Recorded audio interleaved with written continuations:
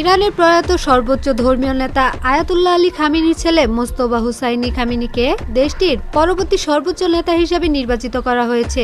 তবে এই সিদ্ধান্তে অসন্তুষ্ট যুক্তরাষ্ট্রের প্রেসিডেন্ট ডোনাল্ড ট্রাম্প।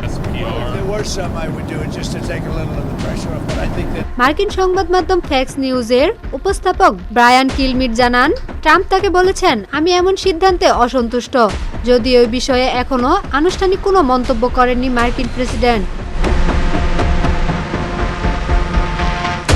যুদ্ধ শুরুর দিকে ট্রাম্প সতর্ক করেছিলেন, ইরানের জন্য সবচেয়ে খারাপ পরিস্থিতি হবে যদি খামেনির উত্তরসূরি আগের নেতার মতোই কঠোর হন। এদিকে ইরানের সঙ্গে চলমান যুদ্ধ কখন শেষ হবে সে বিষয়ে ইসরায়েলের প্রধানমন্ত্রী বেনিয়ামিন নেতানিয়াহুর সঙ্গে আলোচনা করেই সিদ্ধান্ত নেওয়া হবে বলে জানিয়েছেন ট্রাম্প। তার ভাষায়, সঠিক সময়ে আমরা পারস্পরিক সিদ্ধান্ত নেব।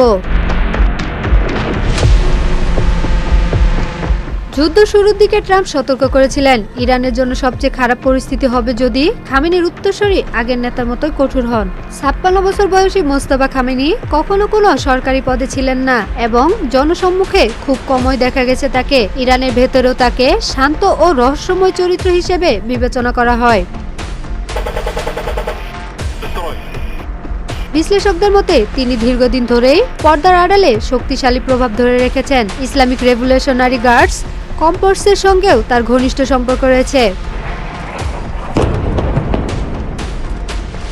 এ কারণে অনেক দিন ধরেই তাকে ইরানের সর্বোচ্চ নেতৃত্বে ওঠার সম্ভাব্য উত্তরসূরি হিসেবে দেখা হচ্ছিল। বিশেষ করে ২০২৪ সালে হেলিকপ্টার দুর্ঘটনায় প্রেসিডেন্ট ইব্রাহিম রাইসি নিহত হওয়ার পর এই আলোচনা আরও জোরালো হয়। Atika Sultana, news desk, news 7 BD.